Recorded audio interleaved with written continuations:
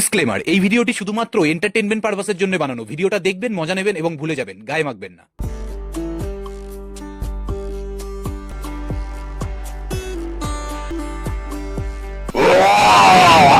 5 হাত শরীরে 12 হাতের শাড়ি, তবুও অঙ্গ ঢাকতে ব্যর্থ সোশ্যাল মিডিয়ার নারী।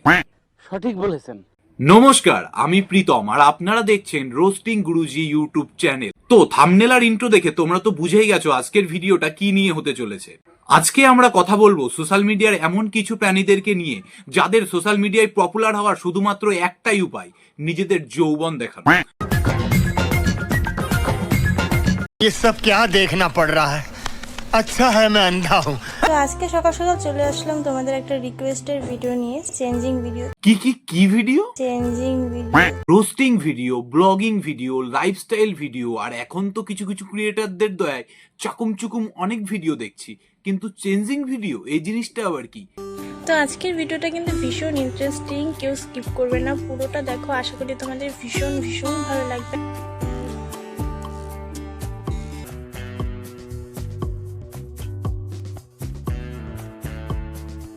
যারা এখনো বুঝতে পারোনি চেঞ্জিং ভিডিওটা আসলে কি, তারা ভিডিওটা স্কিপ করো আর ঘরে গিয়ে হল ডিসচার্জ।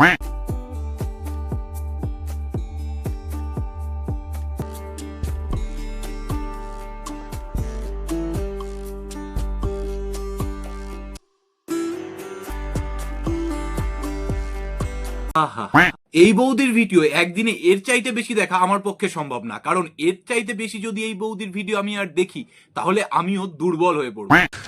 तू समझा? हाँ। नहीं, तू समझा नहीं। আর এরপরে যিনি আছেন তিনি তো আর এক অবতার, তিনি হলেন আমাদের বাংলার ফিটনেস ইউটিউবার। प्रेमिका ने प्यार से जो भी दे दिया तेरे वास्ते है नीलम जैसा प्रेमिका ने प्यार से जो भी छू लिया। ইনি হলেন আমাদের বাংলা কমিউনিটির মালাইকা আরোরা, সব সময় বুক সামনে আর মাজা পেছনে, মানে জোর জবরদস্তি নিজেদেরকে হট প্রমাণ করার চেষ্টা করে। শোনো দিদি ভাই, যেদিন এই বুক আর মাজা বেগাতে গিয়ে মাঝখানের মেরুদণ্ডটা পটাশ করে ভেঙে যাবে, সেদিন তোমার এই হটনেস তোমার পাছু দিয়ে বেরিয়ে আসবে। এতই রক্ত বেরিয়ে গেছে যে সকালবেলা উঠে প্রতিদিন 1 গ্লাস করে মদ খেতে হচ্ছে। ওরে সালা, এটাই তাহলে ফিটনেসের রাজ। তাই ভাবি পাড়ার কাকুরা তেল খেয়ে ড্রেনে পড়ে যাচ্ছে, রাস্তায় গড়াগড়ি খাচ্ছে, তারপরে ত্রিং করে উঠে আবার বাড়ি চলে যাচ্ছে। সালা কিছু হচ্ছে না কেন? তাহলে এই হলো কাকাদের ফিটনেসের রাজ। পুজোতে ভাবছি স্পোর্টস ওয়্যার মানে তোমাদের কথায় ব্রা আর এই লেগিংস পরেই বেরিয়ে যাব। তাই নাকি? তাহলে দেখা যাক তুমি পুজোয় কোন ড্রেস পরে বেরিয়েছিলে। এটা হলো দিদির কালী পুজোর ড্রেস। এই ড্রেসটা পরে তোমাকে কেমন লাগছে জানো? মনে হচ্ছে একটা ডারস সাপকে অ্যানাগন্ডার ছালের জামা পরিয়ে দেওয়া হয়েছে, আর ডারস সাপটা সেই জামাটা পরে নিজের কোমর দোলাতে দোলাতে ব্যাং ধরতে যাচ্ছে। একটা জিনিস সবসময় মনে রাখবে, নিজের গাড়ির যত্ন নিজেকেই নিতে হবে। আর নিজের গাড়িকে তুমি যদি অন্য কাউকে চালাতে দাও তাহলে এমন লোককেই চালাতে দাও যে গাড়ির যত্ন নিতে জানে। যে যত্ন নিতে জানে না তাকে চালাতে দিও না, তাহলে কলকবজা কিন্তু ঢিলা হয়ে যায়। তো বাচ্চারা, দিদির এই ভিডিওটা থেকে আমরা কি শিখলাম? যে নিজের গাড়ি কাউকে চালাতে দিতে নেই, আর যদি দাও তাহলে ভালো ড্রাইভার থেকে চালাতে দাও। তা দিদি, তোমার ড্রাইভারটা কেমন? এই আমার গাড়িটাকেই দেখো, আমি কিন্তু খুব সিলেক্টিভ লোককে গাড়ি চালাতে দিয়েছি, তাই জন্য আমার গাড়ি একদম সুন্দর আছে। আর সিট কভারটা একটু পাল্টাতে হবে, কারণ ওই বিড়াল কুকুর এগুলো একটু করে দেয় দুষ্টুমি। দিদির সব ড্রাইভাররাই অসাধারণ। দিদি যাকে যাকে গাড়ি চালাতে দিয়েছে সবাই খুব সুন্দরভাবে দিদির গাড়িটা চালিয়েছে। তা দিদি, কজন চালালো তোমার গাড়ি? আমি বলুম না, আমার শোরুম করে।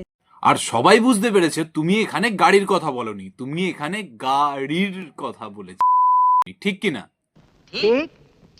ঠিক কিনা? তো আজকের ভিডিওটা এখানেই শেষ করছি। আশা করি ভিডিওটা আপনাদের ভালো লেগেছে। আর কাল থেকে যদি আমার কোনো ভিডিও না আসে বা আমার আর কোনো খোঁজ খবর আপনারা না পান, তাহলে অবশ্যই ভেবে নেবেন যে আমি পাগল হয়ে গেছি আর আমার বাড়ির লোক আমাকে ধরে রাঁচির পাগলাগারোতে রেখে এসেছে। কারণ দিদির ভাইদের ভিডিও এতটা ক্রিয়েটিভ যে সেটা মাথায় সরাসরি প্রেশার ফেলে, আর এত প্রেশার আমি নিতে পারবো না। তার জন্য ভিডিওটা এখানেই শেষ করছি। আর আমার প্রথম ভিডিওতে তোমরা অনেক বেশি ভালোবাসা দেখিয়েছো, তার জন্য মন থেকে ধন্যবাদ তোমাদের সবাইকে। আশা করি এই ভিডিওটাও তোমাদের ভালো লাগবে। ভিডিওটা ভালো লাগলে অবশ্যই একটা লাইক করো আর একটি সুন্দর কমেন্ট করো এবং সাবস্ক্রাইব করে আমার পাশে থাকো।